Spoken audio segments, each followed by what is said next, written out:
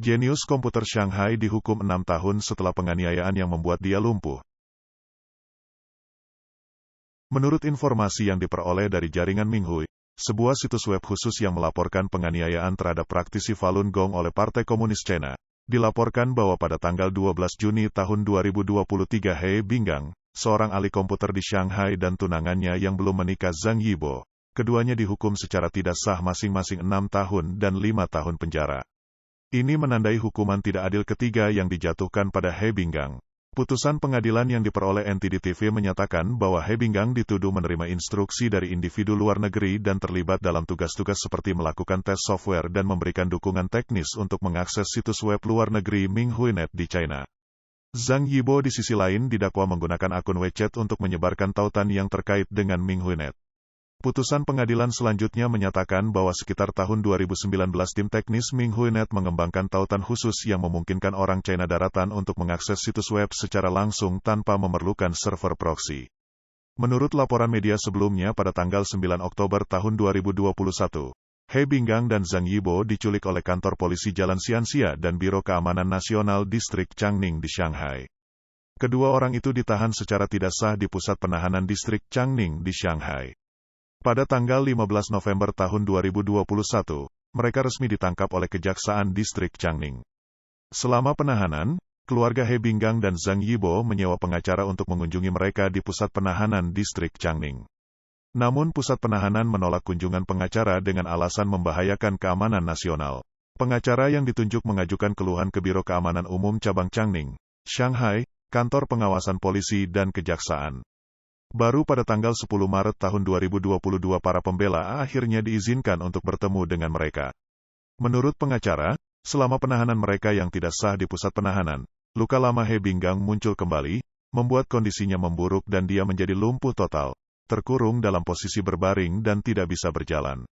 Ia juga mengalami pusing, sakit kepala, insomnia, dan bahkan inkontinensia urin karena masalah leher. Zhang Yibo menderita benjolan di dadanya. Pada tanggal 10 Juni tahun 2022 kedua orang tersebut didakwa dan diadili di Pengadilan Distrik Fengxian di Shanghai. Menurut informasi dari Komisi Eksekutif Kongres AS di situs China, He Binggang dan Zhang Yibo ditahan oleh pejabat keamanan publik PKC karena mereka terlibat dalam pengembangan Oget juga dikenal sebagai perangkat lunak Wanman, alat untuk menghindari sensor internet PKC. PKC telah memantau mereka dengan cermat seperti yang dilaporkan oleh jaringan Minghui. Oget adalah sebuah perangkat lunak yang dikembangkan oleh praktisi Falun Gong, yang memainkan peranan penting dalam membantu warga China menerobos blokade internet PKC. Karena efektivitasnya, itu telah menjadi duri di bagi PKC. Rezim jahat memobilisasi sumber daya yang besar dan melakukan pengawasan dan pelacakan ekstensif dalam jangka waktu yang lama, yang menyebabkan penangkapan banyak praktisi Falun Gong yang terlibat dalam perkembangannya. Orang-orang di Cina daratan bereaksi dengan mengatakan bahwa dengan mengklik tautan yang disediakan, mereka dapat langsung mengakses situs web dan informasi yang diblokir tanpa memerlukan alat pengelakan. Falun Gong juga dikenal sebagai Falun Dafa adalah latihan kultivasi damai yang didirikan oleh Master Li Hongzhi di Changchun, China pada tahun 1992. Latihan ini terdiri dari 5 perangkat latihan lembut yang dikombinasikan dengan ajaran moral yang membimbing praktisi untuk mengikuti 3 prinsip dasar sejati, baik, dan sabar.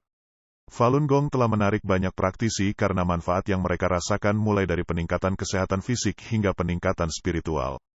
Menurut statistik dari pemerintah China pada Juli tahun 1999 jumlah praktisi Falun Gong telah mencapai 70 hingga 100 juta.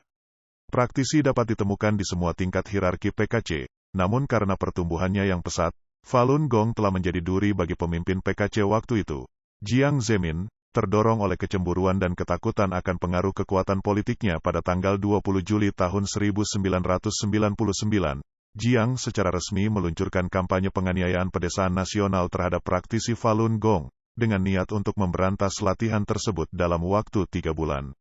Sejak saat itu jutaan praktisi Falun Gong di seluruh China telah ditangkap dan ditahan secara tidak sah di penjara dan kamp kerja paksa di seluruh negeri. Mereka telah mengalami pemukulan, siksaan dengan metode yang paling kejam, dalam upaya untuk memaksa mereka melepaskan keyakinan mereka. He Binggang dan Zhang Yibo hanyalah 2 dari banyak praktisi yang menderita karena penganiayaan kejam PKC. banyak praktisi telah dianiaya sampai mati dan bahkan menjadi sumber utama perdagangan pengambilan organ yang tidak manusiawi yang menghasilkan keuntungan besar bagi PKC. Sudah 24 tahun namun penganiayaan brutal tersebut masih terus berlanjut. Praktisi Falun Gong terus melanjutkan usaha mereka yang tak kenal lelah untuk berbagi kebenaran tentang penganiayaan kepada dunia, mendesak rezim jahat PKC untuk mengakhiri ketidakadilan ini. Ketika kita bertemu dengan praktisi Falun Gong yang berbagi fakta, mari kita menahan diri untuk tidak buru-buru mengabaikannya. Kami beruntung tinggal di negara bebas, di luar batas sensor informasi PKC yang memungkinkan kita mengakses sumber daya online dengan mudah dan mempelajari lebih lanjut tentang masalah ini. Penganiayaan ini merupakan serangan yang paling keji dan belum pernah terjadi sebelumnya terhadap para kultivator damai di abad ke-21. Semakin banyak orang yang memahami sifat sebenarnya dari penganiayaan ini, PKC akan semakin tidak dapat terus melanjutkan perbuatan jahatnya.